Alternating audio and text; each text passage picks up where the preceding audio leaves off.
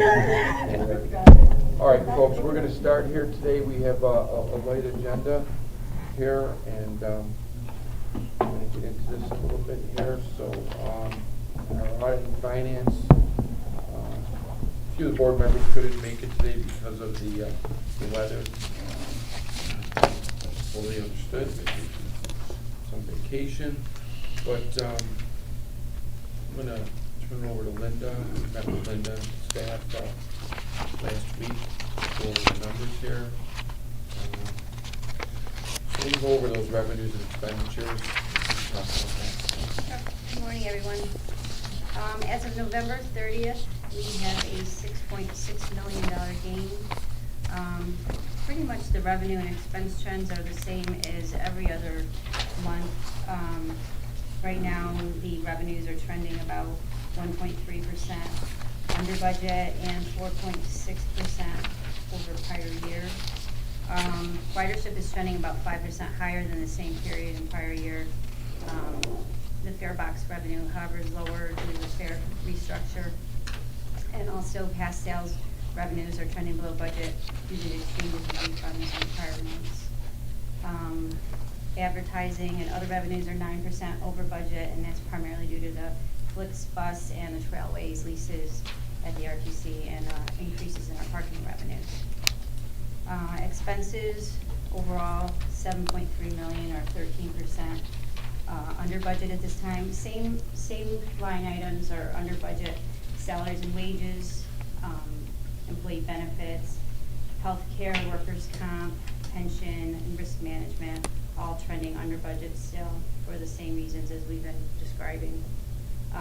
Purchase transportation is trending over budget. We've had increases in that ridership. We're over pre-pandemic at this time. And materials and supplies, services, still trending under budget. Probably by fiscal year end, we'll see a change in those line items when additional services and materials are added.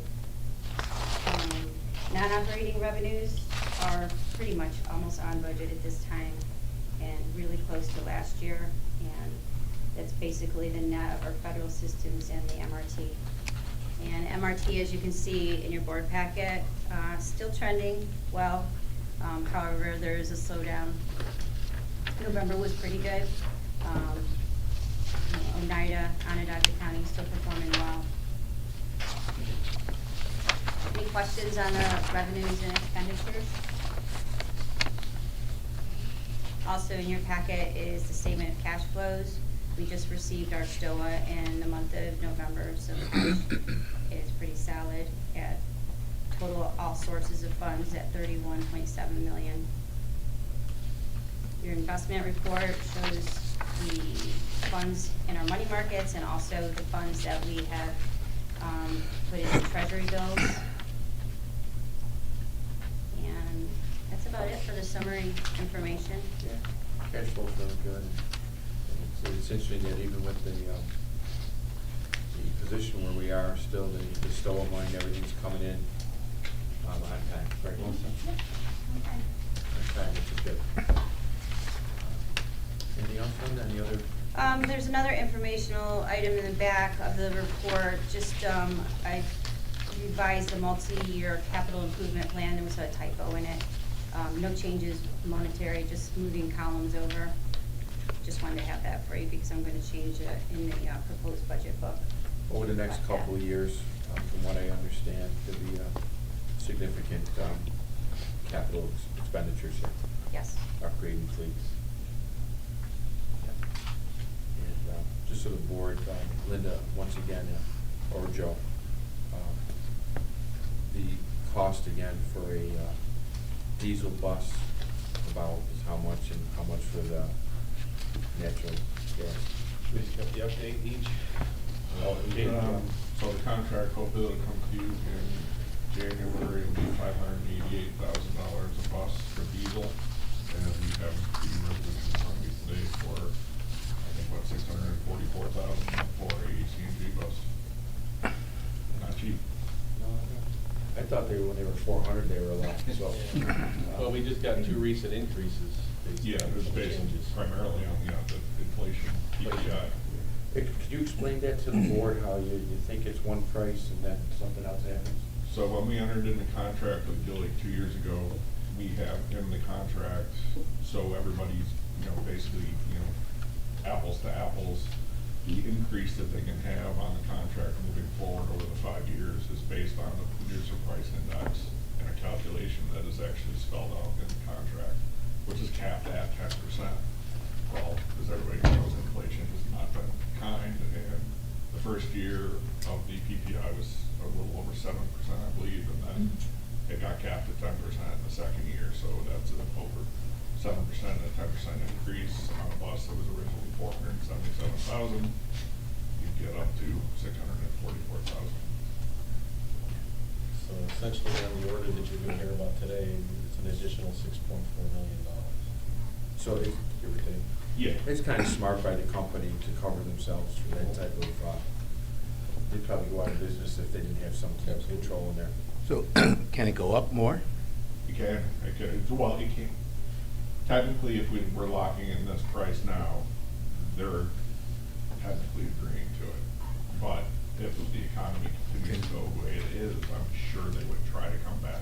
If there's still PPI in the next few years at 10% each year, I mean, they're gonna be stuck with a significant increase in their costs versus what we're paying for the bus. The price ever go down? The price does not go down.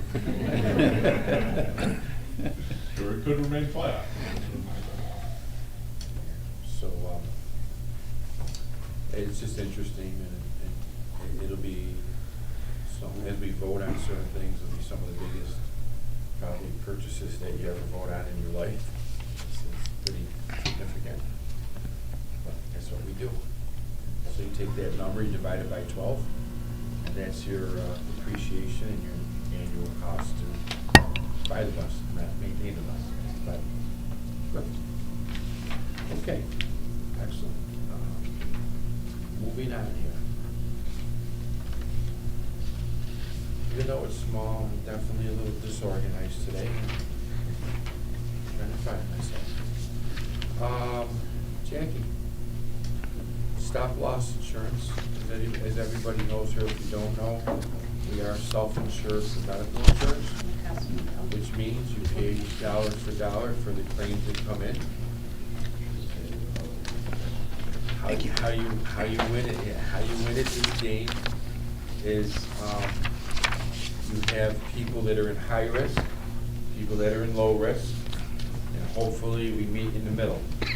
But stop loss insurance basically is that extra layer of insurance to $250,000. $250,000 to cap. So when you hit that cap, this other insurance kicks in.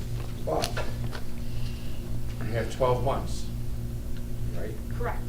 It's a year, it's based on a calendar year. So high-risk claims that continue, just because you hit that cap, it all starts over again On January 1. January 1. Yes, absolutely. So good morning, everyone. As the chairman was stating, we are up for our stop loss renewal insurance. This is on a yearly calendar basis. We received a couple of competitive quotes, and the first one we received was from our incumbent, which was Sun Life. And if you can see there, they are quoting us, and it would be the last and final that you're looking at, a 10% increase. And the total annual cost would be $516,000 with no lasers. Now, what a laser means is that if an individual, they have certain claims that they will laser out for additional money. These are the individuals that they expect to exceed $250,000 a year that they're going to be paying. So Sun Life says that they're not gonna laser any of our claims at all. Highmark also quoted us with obviously not an increase at all at $457,000, but they lasered one case at $400,000. This individual has already cost the plan $350,000 this year. They are going to continue to cost the plan in the future. This is based on a prescription that's being filled that's worth $25,000 every fill. So we're already guaranteed that we will be paying out of our pocket pretty much the $350,000 again next year. Therefore, looking at these two renewals, I would recommend Sun Life based on the fact that that face is not lasered at all. Because it's only a $48,000 increase that you're looking at paying. Where with Highmark, you're guaranteed to pay that extra $150,000. Any questions on that? I think the only And no- question I have, and just to generalize things, the past 12 months, how many times have you hit the stop loss? One. This year, only one individual, and this is the individual that I'm actually speaking about. And we've received so far $85,000 in reimbursement, but obviously we'll be receiving more.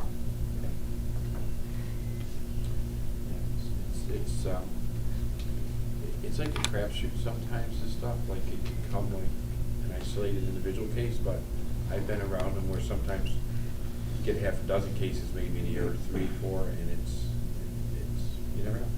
Never know what's right. But- Yeah. Questions on that? Okay, motion to bring it to the full board to approve Sun Life for our stop loss insurance. So moved. Tony? And second by Julius. Any discussion? All in favor? Aye.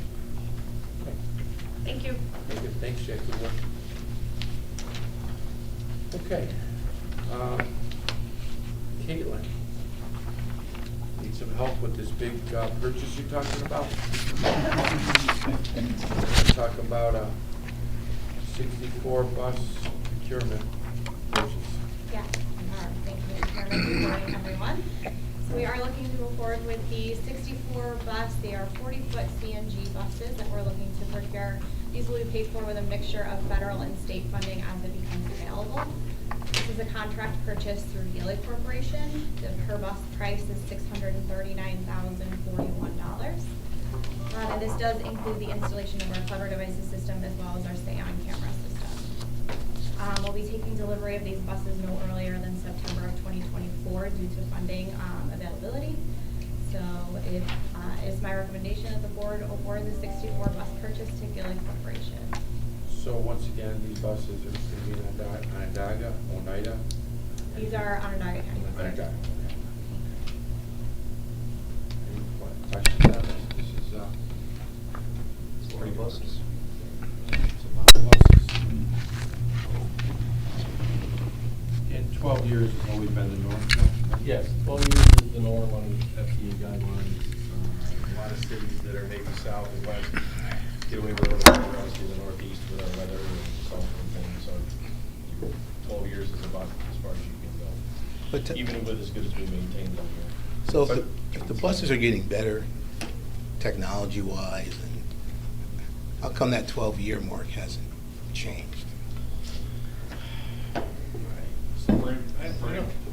I mean, the Northeast is tough. Like I said, if you're in Miami, you're in Phoenix, you can probably get 15 years out of it. Someplace in California. It's not the miles, it's just the weather. I mean, you know, you look at our bus storage area. It's never dry out there. You know, all winter long, that bus is wet. It goes from, you know, being on the road all day, it goes through the wash rack, gets serviced, and it goes back in the road tomorrow. Never dry, it never dries. Constantly repairing the wheelchair ramps, You know, because it's all. corrosion is the biggest enemy of any vehicle, and in particular, transit. And sometimes they don't make it to 12, right? Or do you make sure they make it to 12? They have to make it, unless Okay. there's an extreme situation. So maintenance. Such as a major accident or something Yeah. where the bus can't be repaired. But we do have a top-notch maintenance. Yeah, staff. maintenance is not the They're issue why they don't schedules, survive. And they keep them running for the 12. It's strictly a corrosion issue for the Yeah. most part.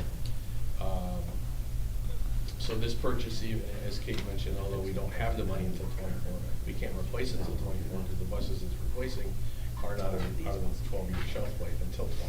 So whether we had the money today, we couldn't even buy it. Where do you get all your parts and stuff from? I'm sorry? Where do you get all your parts and stuff for the bus? If you have to replace? Parts. Parts.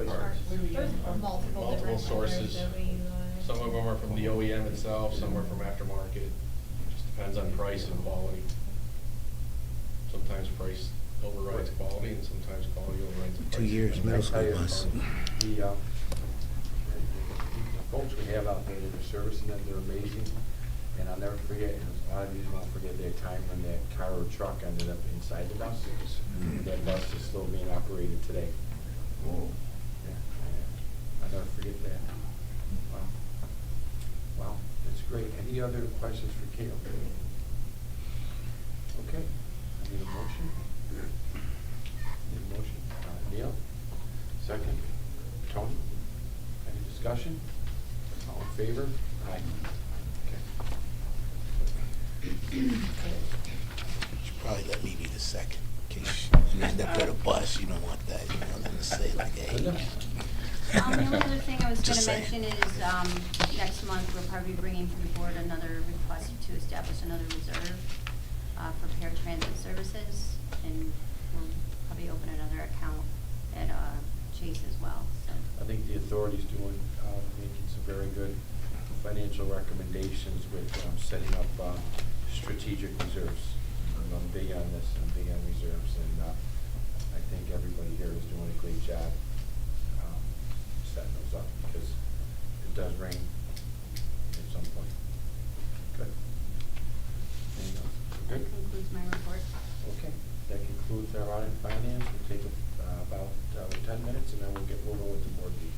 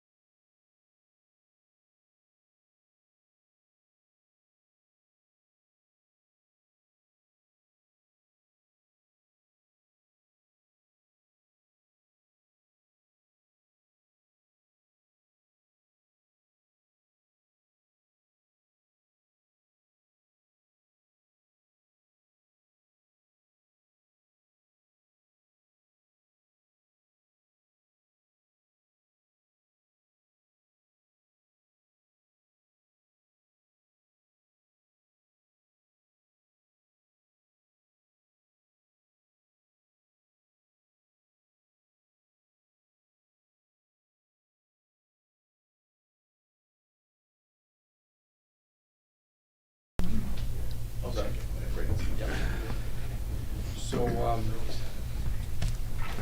me see. Susanna's gonna lead us in the Pledge of Allegiance. She was up all night practicing. She's supposed to be doing music all night, let's see how this goes. This is your warm-up. No.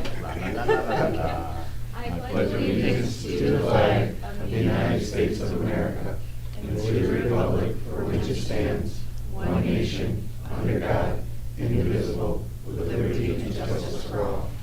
Very nice to meet you. We're gonna note that a quorum is present. Tony will be in and out right now. Our next meeting date is January 27th. I know there'll be a bunch of information coming down from Audit and Finance.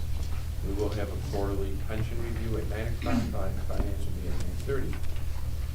Could I have a motion to approve the regular minutes of November 18th? So moved.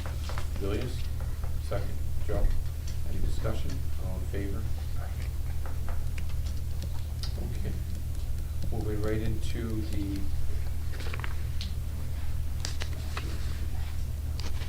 She wasn't here. Audit finance, she's outside. We're gonna move into our chief executive reports. Brian. Thank you, Mr. Chairman. As noted in my written report, we've now expended about $6.8 million of the $38 million of ARP funds available to us. At the writing of this report, we have 2 employees out for COVID-related reasons, which again, we continue to trend better than county-wide numbers, which is good news. New York Public Transit Association, NIPTA, November 11th, and met virtually with my counterparts throughout the state to discuss our budget priorities. As we do every year, we start to put together our agenda that we're going to present to the governor's office and to our Senate and Assembly delegations. We also met virtually with Capitol Hill Partners, who is the new association managers. We discussed next year's conference locations and other logistics for that annual event. I also had a virtual meeting with Senator Schumer's staff on November 15th. We had several central priorities were discussed, including our workforce challenges, BRT, capital funding, CDL testing. It was a great meeting. They were very receptive. Every time we meet with the senator or his staff, they're really sharp. They come prepared to the meetings. They know the topics. They take great notes, and their follow-up is always great. Shades of inspiration, as we mentioned at the last meeting, I just wanted to mention again. Central employees stepped up in a big way for breast cancer awareness in our Going Pink campaign. Myself, Chris, Lynette, Casey, went over and delivered 6 boxes of collected items along with a check for about $850, which was donations from our employees. Bike and scooter share, we continue to move forward. We had a meeting virtually with representatives from VIO. There's a vendor that will be providing bike and scooter services that we're hoping to roll out once there's no snow on the ground. Could be March, could be April, could be August. Department of Transportation, Commissioner Dominguez, November 1st, the Executive Committee met with the Commissioner. Again, that was to discuss budget priorities and federal funding. She's also a great supporter of public transit and a huge advocate for us. So, a very positive meeting. SMTC, we had a couple meetings with them, December 1st and 2nd. Myself, Chris Tubb, Fred Dice, met with the executive meeting, and then the planning committees met on those 2 days. Labor meeting on December 6th, myself, Chris, Jackie, Joe, Jeff Hoff had a regular monthly meeting with labor representatives. It was a very productive meeting, I thought. United Way on December 6th, central staff, and And bargaining unit members met with Helen Hudson, who is the president of Syracuse Common Council, but also works for United Way of Central New York, and Nancy Eaton, who's the president of Central New York. I want to thank Frank for arranging that meeting. We discussed, not only how we can partner with United Way for their goals, also how we can utilize some of their services for our employees and to enhance our recruiting efforts. Lights on the Lake, if you haven't seen some of the communications that have gone out, we have partnered with the City of Syracuse and Onondaga County Parks Departments to provide Lights on the Lake. We're providing 2 buses per evening on Thursday nights through December, and the first Thursday of January. We will exclude the December 22nd. We also canceled last night's because of the fear of the weather and safety for the kids. But this is an opportunity for a lot of kids that otherwise wouldn't be able to experience Lights on the Lake and get out there. So we're sending 2 buses on each of those nights to 5 different city parks. The county is providing free admission where they normally charge buses to come through. They are waiving that. We're providing the buses, and the city parks is coordinating the ticketing and the location. So it's been a great partnership. As I do every month, I listed various meetings that we have throughout the month. We're constantly meeting, continuing to talk about all of the things listed there. A couple things that were not in my report that I wanted to make sure that we mentioned. Jackie's going to talk a little bit more about it, but Jackie, myself, Amanda Wilson, Frank Dice went to Washington, D.C. This week, and had a great conference, making connections, and I can steal Jackie's thunder. She can do that for once. Yeah, I was gonna say. Just want to give a quick shout out to, as you walk through the first floor of this building, especially Kayla, Kim Kinney, and Danielle from our HR staff did a bang-up job decorating our front lobby. I'm sure many of you saw that as you entered. And not to be outdone, our procurement and accounting staffs decorated our second floor very nicely. So it's great. It's great to walk around the building and see that. No surprise, food donations, just hit on that quick. The other thing you'll see, or maybe you saw as you walk through the building, overflowing boxes of food donations that our employees once again stepped up huge. Filled these boxes. They're going to be going to local food pantry. And when I say overflowing, they are overflowing. So it was great to see that. Just want to give a quick shout out to our buildings and grounds crew. They didn't skip a beat again. Great job. If you look out there, our parking lots are clear. They're salted. Driveways are impeccable. Sidewalks are impeccable. So they did a bang-up job getting ready for this, our first winter storm. And then last thing I want to touch on quick, Julius, we've had some communication with Julius regarding a Sharps container that was down at the hub. So what happens is, we started putting out the Sharps containers because of the diabetics and people that are using needles on for legal reasons. What we found was that people that were using needles for illegal reasons were breaking into the Sharps containers, so we moved them from the bathrooms, and we were setting them kind of on a window ledge outside of the customer service area. In order to secure that, so I want to thank Julius too for taking a lead on this. So in order to secure that better, Jeff Hoff did some research, and he has found us some very sturdy, durable metal containers that are going to be mounted to the bathroom walls. They're locked, so our main staff will be the only ones that has access to them.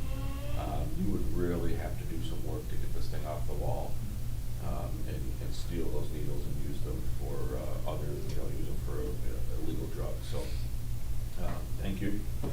We are addressing that. You won't see that red box sitting on the windowsill anymore.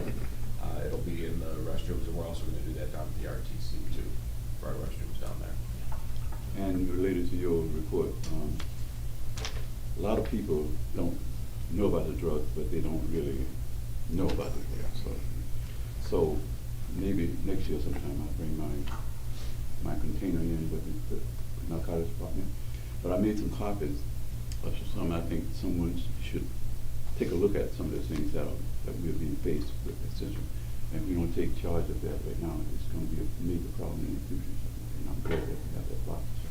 But I got a report of some of the things you want. If I want to take a look at it, some of the drugs that are being peddled and stuff like that. And hopefully I'll talk about that a little later. Yeah, so hopefully this will help too, down at the hub, at least it'll secure those, the needles that somebody might be laying around, and then we have a safe place to dispose of them now. And then lastly, I was hoping he was gonna be here for this, but maybe we can embarrass him when he comes back in and give him a big round of applause. Tony Davis has been serving as the interim superintendent of Syracuse City Schools. As you saw in the news, he was appointed as the permanent superintendent for city schools, so let's give him a big round of applause when he comes in. We're gonna do it now, and we're gonna do it when he comes in. That's great. We've had a long-standing partnership with the Syracuse City School District, and this is only gonna enhance it, so we're looking forward to it. And that's all I have, Mr. Chairman, unless there's questions. Oh, one question. Sure. The food that you have, we are going to be relating some of that to the food consortium with Kate, and that can be part of that. So the CMY food bank. That's the Salvation Army. Yeah. That was The donations that are being collected here are partnered with the Salvation Army. okay. Just like we do with the, we did the backpacks over the summer. Okay.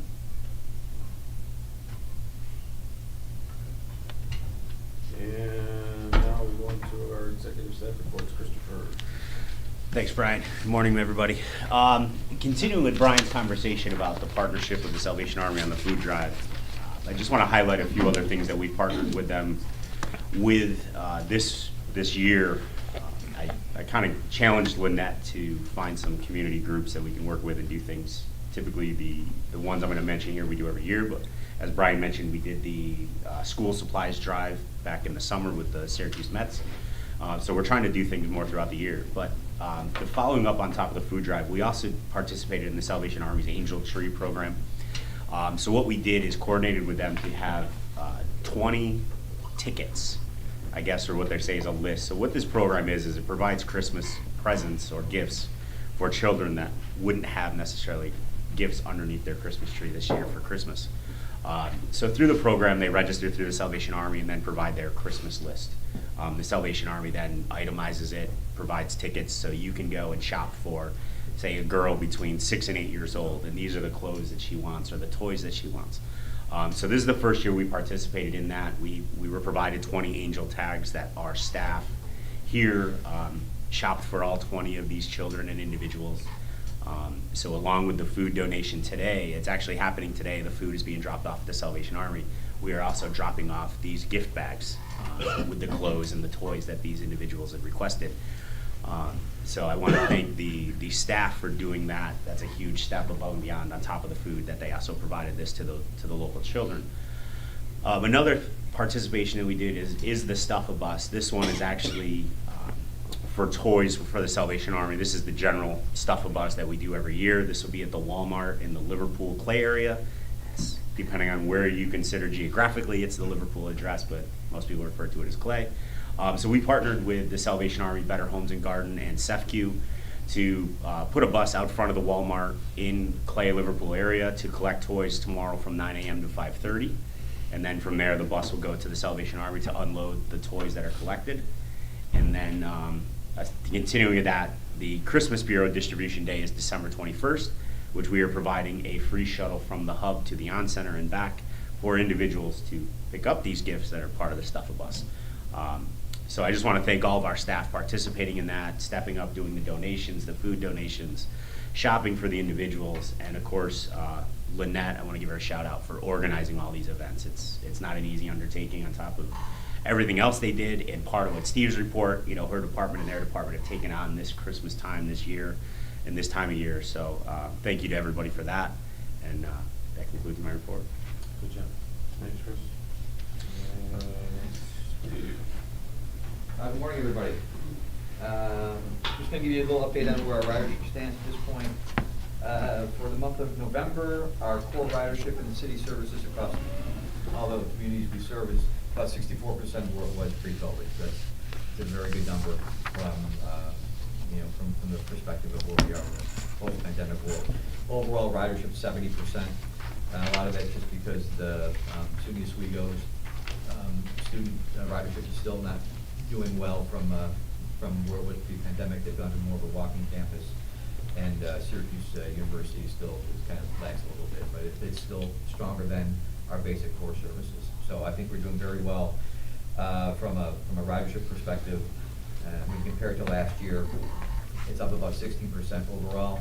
A lot of that is due to the fact that we had significant service reductions this time last year that we've returned to service. So again, I think we're trending in the right direction. Hopefully, as we get through the winter months, things will pick up even further when we get closer to where we were pre-pandemic.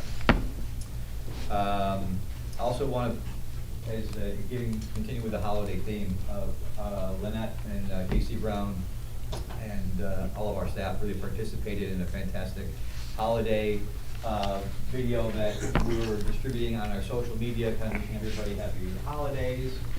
And we're going to play it here for everybody to see. Did a great job with this.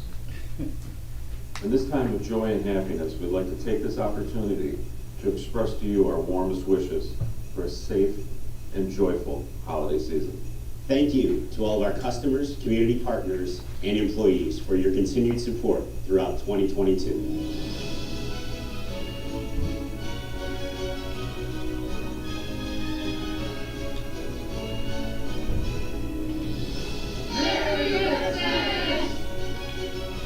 Merry Christmas.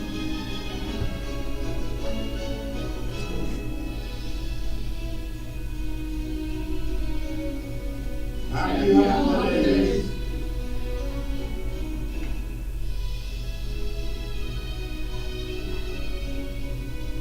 I want to wish everybody a Merry Christmas and a Happy New Year.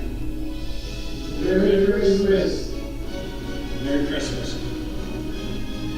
Merry Christmas. Merry Christmas. Happy New Year. Merry Christmas. Merry Christmas. Happy New Year!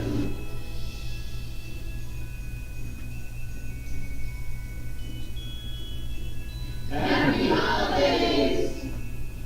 Hi from Oswego. Merry Christmas, everyone.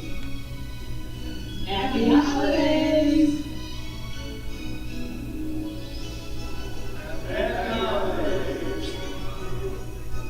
Happy holidays. Merry Christmas. Merry Christmas.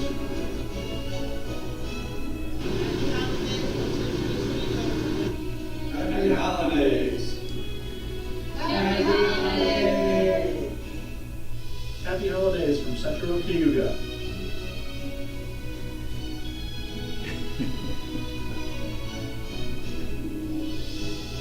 Merry Christmas.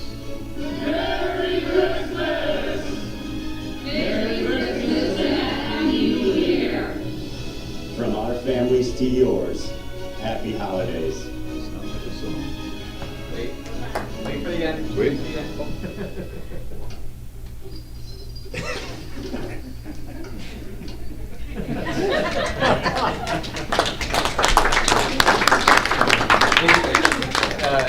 Yeah, everyone had fun with it. It was Great fun to collaborative do. effort. Yeah, Casey did a great job. Is he in here? No, they're all setting up and doing things for Casey the did a party. great and- job, recording and editing and. Yeah, so it's a fun thing to do. It's a fun thing to interact with everybody and get everyone to participate, so that was good. We're also putting the finishing touches on our commercial that will start hitting the air after the holidays. Trying to do the recruitment commercial for our open house on January 7th. where we'll be allowing people to physically get behind the wheel of a bus during the pre-interview process, essentially. So we've recruited one of our staff members who will be the star of the show, so to speak. We're putting the finishing touches on that. I wish I was able to provide that today before it will air, but it's just not finished at this point. So. And it'll be a new process for us, you know, so an applicant comes in, and before they, you know, go through the application process, they're actually going to be able to sit behind the wheel and see what it's like. So hopefully, we would lose fewer people. And it's not as daunting, you know, that after you go through the application process, hey, great, you're hired, and then you sit there, and you're like, ooh, hold on. This might not be our. Go drive a bus. Yes, you would. Comparing wants to be first. Comparing to the new buses and the old buses, I know a lot of drivers saying that the wheel is smaller than the new bus. What kind of feedback you get from the drivers concerning Joe? Yeah, Joe. It's done by design. It's by design. There's actually a new technology I'll call Easy Steer. And what Easy Steer did is take the wheel down from about a 16, 18-inch wheel, which is very cumbersome and tight on your shoulders and things like that, to get down to basically a car-size steering wheel. And not that we teach it, but literally you could drive that bus with your finger. That's how easy it is to turn. So it is an adjustment for some of the operators that have been here a long time, because we're going to a different technology. But in the end, from a standpoint of safety and less injury and less, ability to have an injury, we've shifted this based on the requests of the operators. That we had a demo here for probably about 18 months, and many of them appreciated it and thought it would be a good idea. So we've started switching over. And that's one of the items I was talking about with the bus purchase that will come on the next buses as well. So. Any other questions? Thanks, Steve. Thank you, everybody. Jackie. Good morning, everybody. Good morning. So before I get into the whole conference, I just wanted to let you know that our 6 trainees that we had in the class, they all passed their CDL road tests. So they're on their way to becoming full-time drivers January 1. And as Steve and everybody has stated, our open house is going to be on January 9th from 9 to 12. And people will be able to drive the bus in our parking lot. So if you guys have nothing to do, come on down and try it. You can see how easy it is, or hard. As Brian has mentioned, so a few of us went to this conference in Washington, D.C. this past week, which was a great conference, to say. I mean, I've been to a lot of conferences, but this one was really good. It was comprised of union members and managers. There were a number of discussions which actually centered on recruiting, retaining employees, different way frontline workers discussed mentoring programs that they've gone through at their companies, apprenticeship programs that transit agencies are going through, and they're both on the operations side and the maintenance side. So there was a lot of great ideas presented to us. We were able to make a number of contacts there, which was great.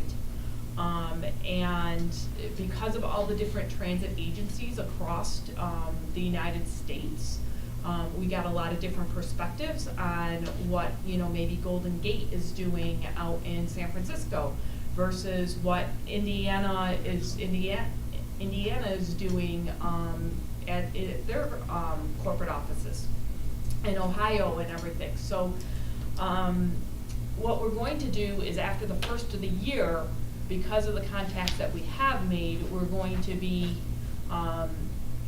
pretty much discussing with them, having some conference calls with them to see, what is the likelihood of how can we get maybe these mentorship programs up and going for the company.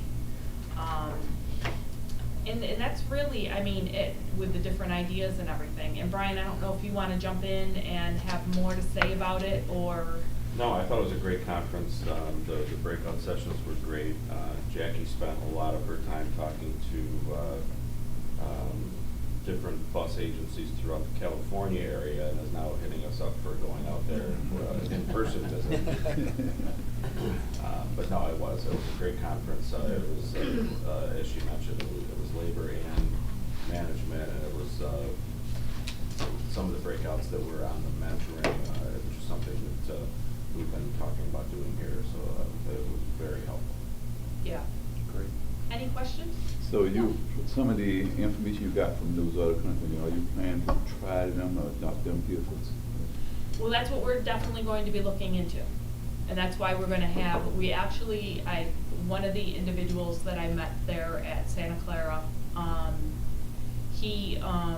his transit agency adopted this mentoring program and has been doing it since 2006. And they've seen their retention rate rising at their company. So I already said to him, after the first of the year, I'm gonna be calling you, Steve. And he said, okay. He said, let's get together and let's talk. And by rising, I mean, he's talking the 90% range. Yes. On retention. Yep, exactly. In this environment, when it's hard to recruit people and retain them. I mean, it's not only the recruiting people, it's retaining them right now, as we see. And that's what we have to focus on, and we have to focus on, our personnel right now, and what we can do for them, our employees that are here working for us. So you're going to be looking at possible some grants from the federal government that you might be able to get some money to help fund this? Yes.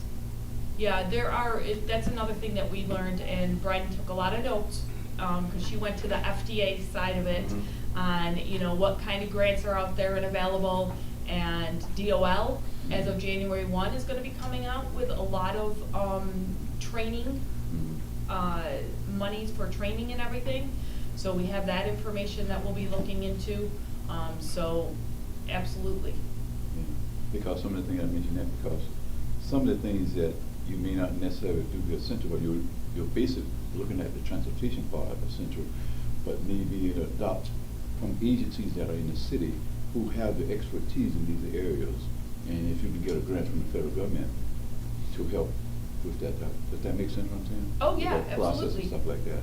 Absolutely. And, it was interesting to hear because the representative from the Department of Labor was there, and she said, last year, not one of these items were transit agencies at all that applied for these training initiatives.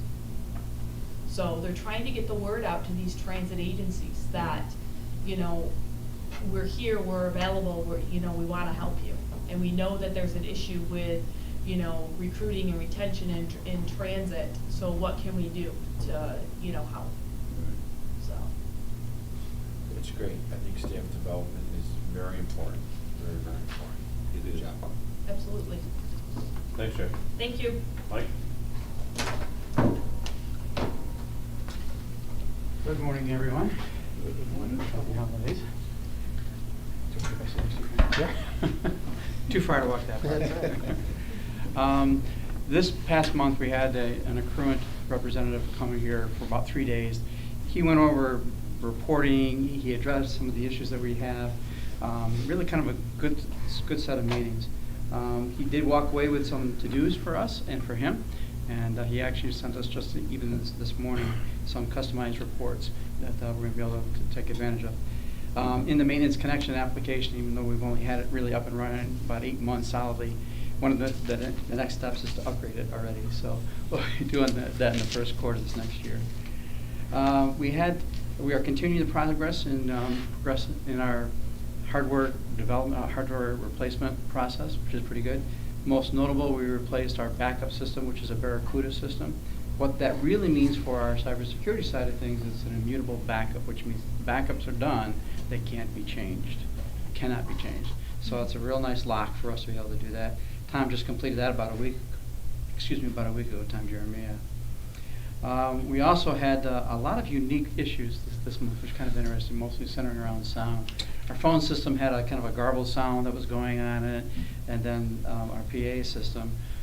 Bob Bowe and I spent an awful lot of time trying to figure out what to do about that.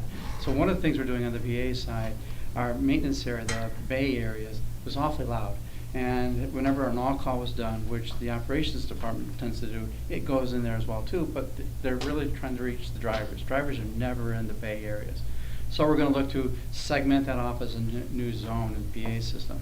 And on the phone system side, Bob, working with a lot of Cisco engineers, like 4 or 5 Cisco engineers, found a pathing issue and able to figure that out after many hours. Probably about 40 or 45 hours of Bob's time. So I get a little kudos out to Bob when I for figuring that out.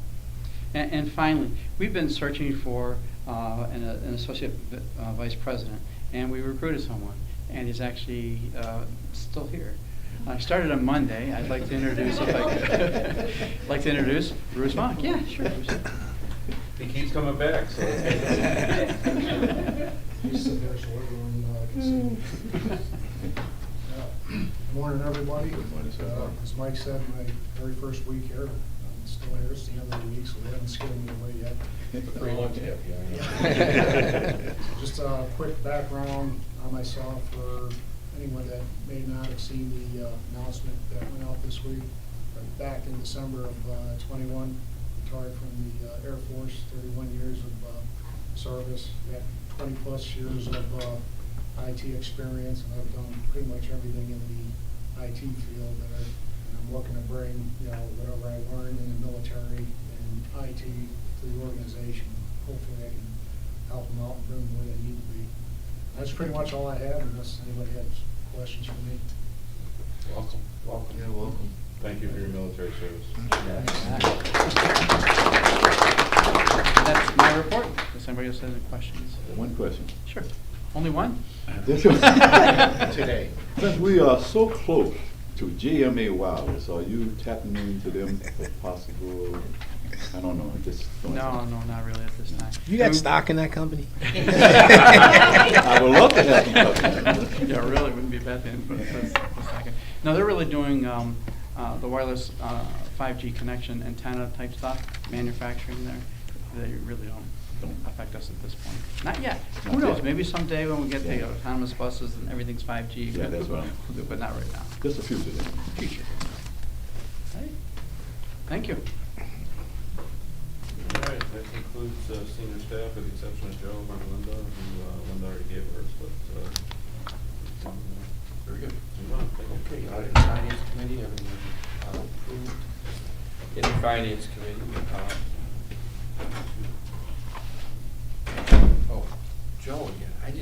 I'm never gonna get used to the change. You know why it is, Joe? Four more opportunities not to screw Yeah, this Joe, up. I just can't. I might have to send you back to the bottom of the agenda, because I just can't get this right. I know. I've been around here almost 20 years. I know, it's all right. No big deal. I just have one item this month, and that is the approval of our public transportation agency safety plan, which is this item right here. Anybody cares to review, you're more than happy to.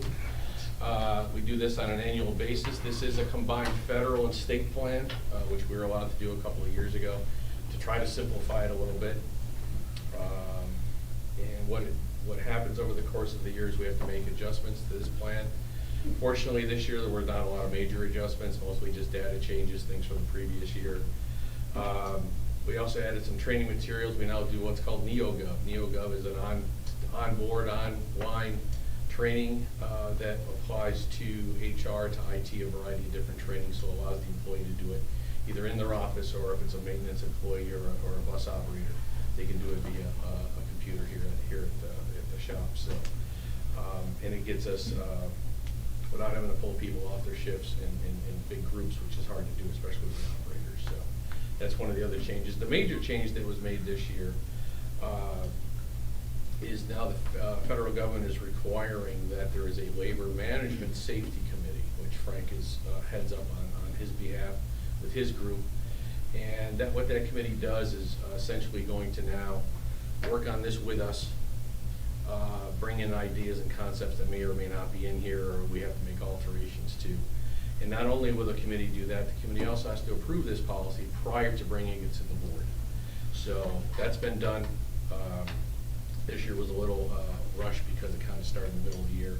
it's been a little bit rushed for that purpose, but going forward, it's a living document, so we're able to work on it going forward. So at this time, what I am requesting you, Mr. Chairman, and the board is approval of our system safety plan to be presented to either the feds or the state at the time that they're requesting.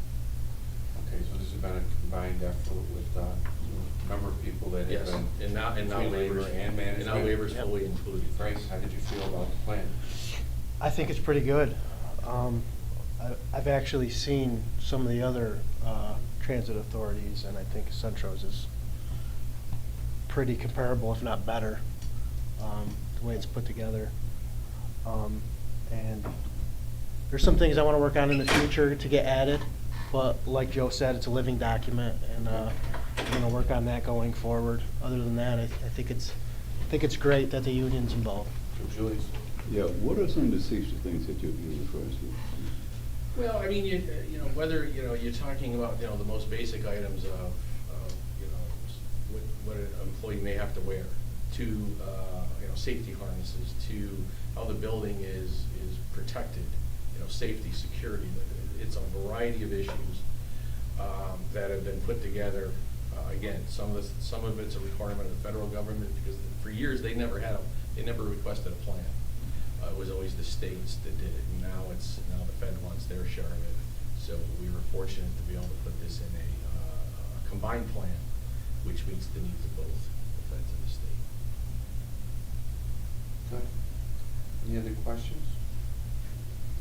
Okay, so I'm going to move this to adopt the safety plan. I need a motion. Neil, second. Julius, any discussion? All in favor? Aye. Good job, everybody, with that. Thank you. Thank you, Mr. Chairman. Thank you. All set. Thank you. Okay. Moving on, Audit and Finance Committee, fairly short agenda this month. Statement of revenue and expenditures seem to be quite healthy. Some future foresight looking out to increase another possible reserve. Everything seems to be in line. Good. You know, as we approach now, just the end of the third quarter, when we think about it, we're on that page right now. Motion was made to approve November 30th statement of revenues and expenditures. Bring it to the full board for adoption. Any motion? Monty, second. Joe, any questions? All in favor? Aye. Jack, you brought forth stop loss renewal for ourselves and for an additional layer of protection on top of our self-insured plan to award a contract to Sun Life. It looks like this was vented quite good. We had a bunch of competitors there. It was decided upon that Sun Life would be the company to award a contract to. A motion at this point to adopt that. Monty, second. Julius, any discussion? All in favor? Aye. Okay. Resolution 4B, bus replacement was brought forward to us to discuss. Talk about 64 bus replacements. Remember, 12-year life, we're $500,000 buses. And this from a percentage, each is 100%? Percentage of funding? Yeah. About 75% will be funded with federal funds, and the remainder will be 100% state dedicated. Okay, 100%. Fed and state equals 100%. Excellent. That's what we like to hear. So we had a presentation. Any questions with this? So you're going to be going to grant from the federal government to fund this? Yes. Yeah. And EJ, just from I was talking to you during the break, how it works with the drawdown and the payment, and when we actually, so we're not laying out funds we don't have. Yeah, so we're working with Melissa, obviously, to try to schedule the deliveries of the buses and pay for as many of the federal funds, which is a 2 to 3 day electronic drawdown of funds, versus the state, which can be up to 30 days or more. for the funds. So we try to stagger them, so we don't have a lot of float out there with the state of monies just sitting there for 30 days. So just to reiterate, like, we have to have the cash on hand when we send the check. It's 100% reimbursed. Like a business. 80% reimbursed. But we have to have the funds here to pay for those buses, and then the state and the federal government reimburse us. Great. Caitlin did a good job presenting, very good. Need a motion to approve this? Monty, second? Neil, any questions? All in favor? Aye. Good. Okay. Old business. We have none. Julius, you wanted to mention something Yeah. on future business? Yeah, on the Things future. you've been researching there? Yeah. On the future, but I want to ask you a question. I think we should explore this. I sent a statement through email, and I'm just going to read what I wrote, because I may not try to. I said this: what can our transportation department do about the substance abuse problem that are plaguing our community? And information listed below is just an example of possible what Central could do in order to get funds from federal government to help with substance abuse that plague in our community. We can employ part-time workers by getting a grant or something like that, maybe through agencies and stuff like that, like Southwest or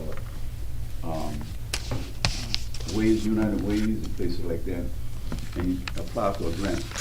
This is what people can apply for a grant. And if we don't, if Central don't do it themselves, and you hire these other agencies to come in and get their expertise and stuff like that and do the area like that. And there's many different areas that we can explore for the future about that.